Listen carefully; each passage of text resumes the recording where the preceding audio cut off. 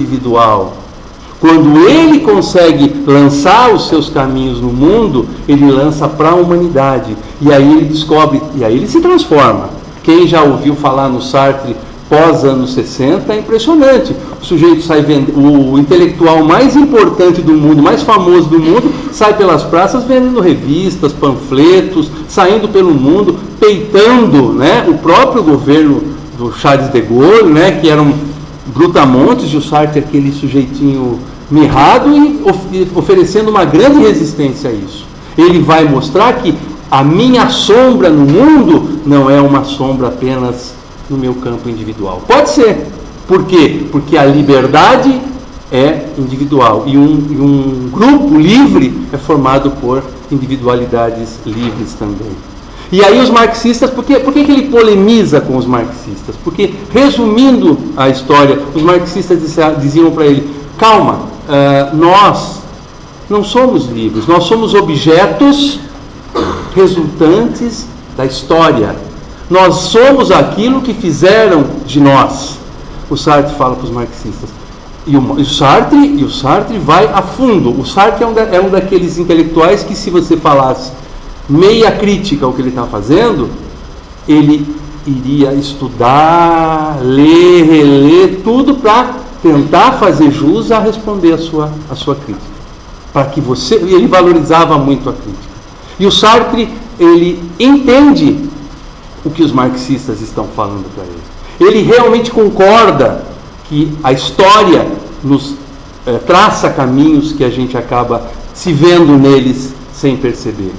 Só que enquanto os marxistas diziam o homem é aquilo que a história fez dele, o Sartre falava não. O homem é aquilo que ele fará com que a história, o capitalismo fez dele. Eu não paro por aí.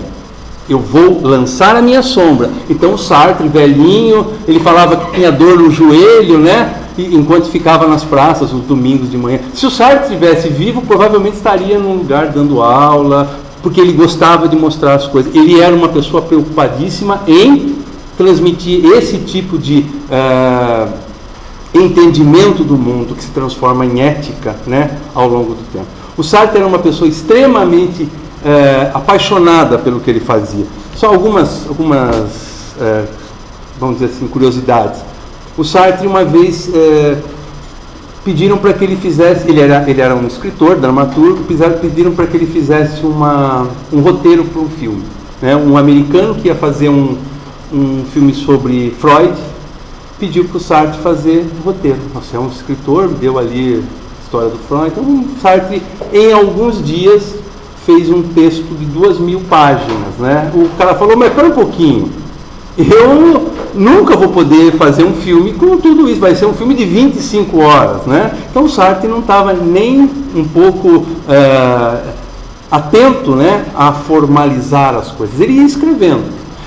O último grande desafio que ele se colocou foi fazer um texto comentando a obra de Gustave Flaubert, que vocês já devem ter ouvido falar ou lido na Madame de Bovary. O Sartre escreveu mais de 1.000 páginas, morreu e não conseguiu terminar, e não chegou a falar da Madame de Bovary. Quer dizer, era um sujeito extremamente minucioso, apaixonado pelo que fazia e pela filosofia. O Sartre teve aqui, mais uma coincidência, mais uma curiosidade, o Sartre teve aqui no Brasil em 1964. E ele foi convidado pelo pessoal da USP, né, da filosofia, e ele também marcou uma palestra para a Unesp de Araraquara. Não sei se o pessoal conhece a Unesp de Araraquara. Foi lá o Sartre e a Simone de Beauvoir. Eu lembro que eu li sobre isso, e o Fernando Henrique e o Antônio Cândido fizeram as traduções, organizaram as traduções, porque eles vinham desse país, eles tinham trabalhado nesse país. E o Sartre fez uma palestra após uma única questão. Alguém fez uma única questão para ele no começo da palestra e ele falou 2, 3 horas sobre isso. Esse era o Sartre. Ao sair da faculdade onde ele estava falando, Naquele dia, a ferroviária de Araraquara, o time da ferroviária de Araraquara, que alguns podem conhecer aqui, tinha goleado o magnífico Santos de Pelé por 4-0.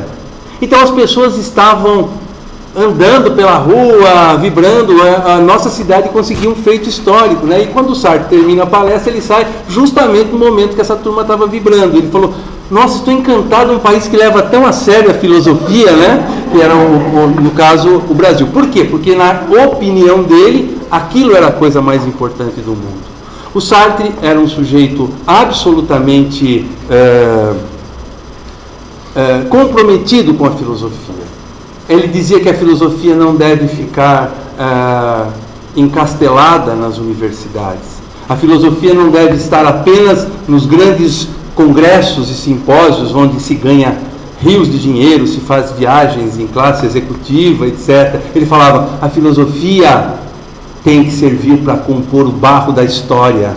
A filosofia tem que sair para a rua, tem que mostrar para as pessoas. Esse era o existencialista. Esse era o cara que falava que a nossa sombra tem que ser uma coisa para deixar para o mundo. E o mundo, segundo Sartre, que adorou, e ainda bem que os marxistas o pegaram, né, numa coisinha que faltava no seu pensamento. Ele foi um dos grandes representantes da resistência francesa na Segunda Guerra. Ele foi alguém que lutou pela liberdade de muitas colônias europeias, né? Ele também esteve no chamado Terceiro Mundo, sempre solidário aos movimentos de libertações. Ele errou muito, como todo mundo erra. Ele acertou muito. Ele escreveu coisas belíssimas, né? Ele era um sujeito extremamente rigoroso com a sua filosofia, né? Então, o existencialismo sartriano é uma libertação, mas não uma libertação que nos faz ficarmos à vontade. É justamente o contrário. Nós estamos realmente condenados, se a gente achar que nós somos efetivamente responsáveis pelas nossas opções, a termos uma vida de atenção, responsabilidade, não apenas conosco e com as pessoas que estão por perto, mas com aqueles que a gente tem encontrado pelo mundo aí. Nossos alunos, nossos funcionários, nossos amigos, nossos parentes, e o mundo que, se alguém acha que não vai bem das pernas, né, não é apenas para dizer: ó, foi Deus que quis assim, ou isso assim caminha a história, ou a história um dia vai resolver isso. Nós somos responsáveis, nós o tempo todo estamos projetando a nossa sombra no mundo. Eu acho que resumi um pouco, né? Não corri muito, mas deu para trazer um pouco